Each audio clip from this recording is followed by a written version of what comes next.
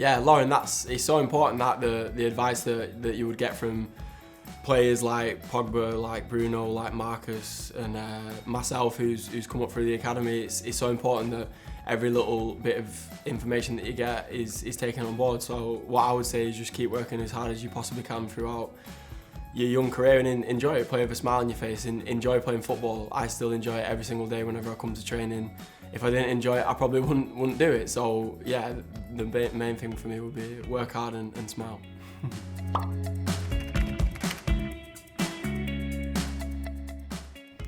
Yeah, that's the first time someone's ever said that to me, that they've noticed that I do that.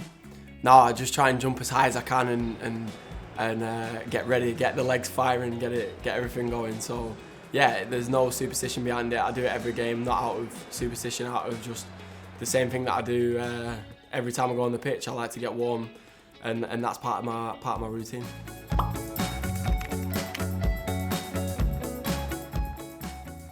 It's a very bold statement, Chris, but I really appreciate that. So yeah, I don't really look at stuff like that in the future. You never know what players come in and out of the football club and stuff like that. But for myself, I value my own, so to speak, ways of feeling about the game of football and the ways that I approach games, the way that I prepare for games. So for myself, if one day that you can captain this great club, I've already captained the team in an FA Cup game, which was a small taste of it. So yeah, I feel like I would love that role.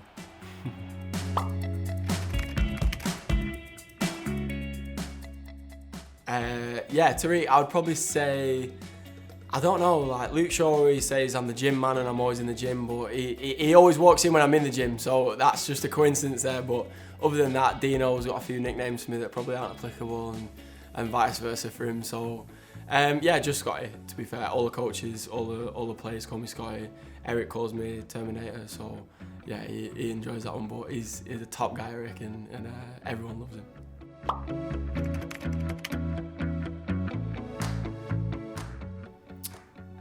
Alma, that is a good question. I would probably say this requires probably a little bit of thought. The obvious one is what people say, like, oh, I'm like a lion and da-da-da-da. That's the old cliche. That's such an easy one to pick. So I would choose something a little bit different. I would probably say a killer whale, something like that. So whenever people think of like the ocean's worst predators, they probably think of great white sharks and stuff like that. But it's the ones who come a little bit later and who are a little bit more ferocious, because great white sharks are actually that dangerous. But yeah, whenever you get in the water with an orca, with a killer whale, you know you could be in trouble.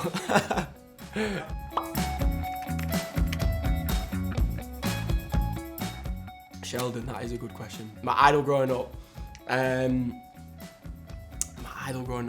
would probably say Zinedine Zidane.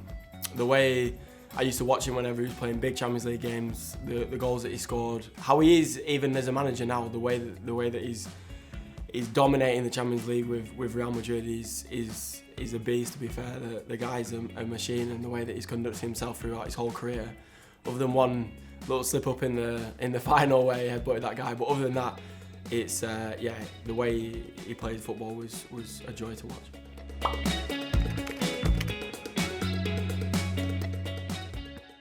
Chanel, what do I think to that one? Which 90s Premier League player? I would probably say 90s. Probably there's too many to choose. I would say it's difficult. I'm trying to think of. I would probably say we'll go someone from who's not at Man United, because that's the obvious answer. Probably someone like Thierry Henry, because he was amazing. Whenever you used to watch him, whenever he was young, he was class.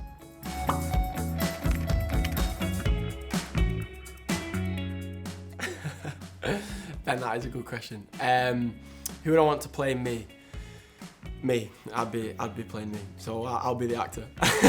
Maybe once I finish football, might do a bit of acting, something like that.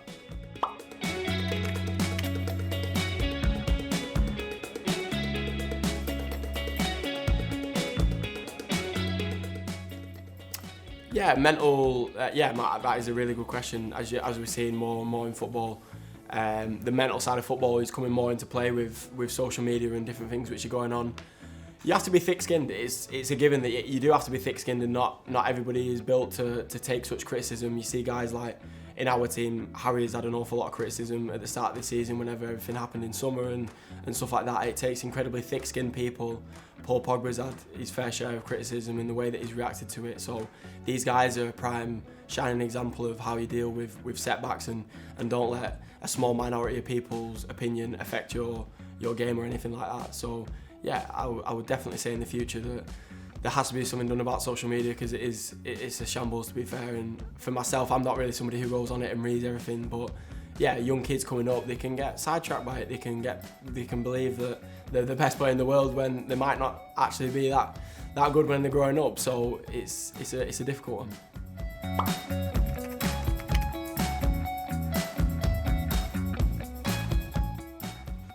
Yeah, Vivek, he's really good, really good in terms of one-to-one training. Kieran McKenna, Darren Fletcher, Michael Carrick, they all join in. It's not just Michael Carrick, even though he does take the majority of the stuff for the players in my position, the midfielders, and he helps me individually a lot. He's always speaking to me and getting my opinion on different ideas and how he can improve me, because I feel like whenever I do speak to him, that's his sole priority, is to help me improve, and it's a real credit to see somebody so genuinely interested in somebody's career and wanting to help them improve.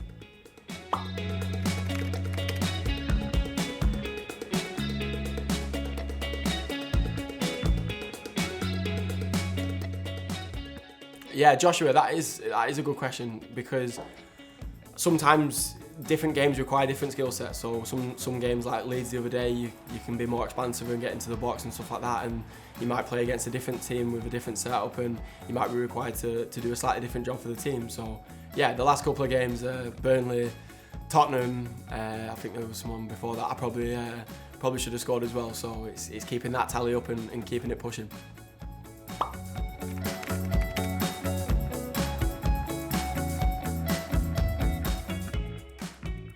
Seb, so outside spin with the inside of my foot. So if you watch, because the ball's coming across me, so whenever you hit the ball underneath with semi like your laces, it's gonna cut. So it's like golf, like you play a cut or you play a draw.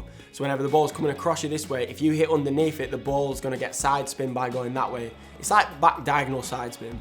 So obviously whenever you catch it clean like I did that day, the ball's sort of spinning away from, but it's close to being a slice. If you don't connect with it well, it's close to being a slice.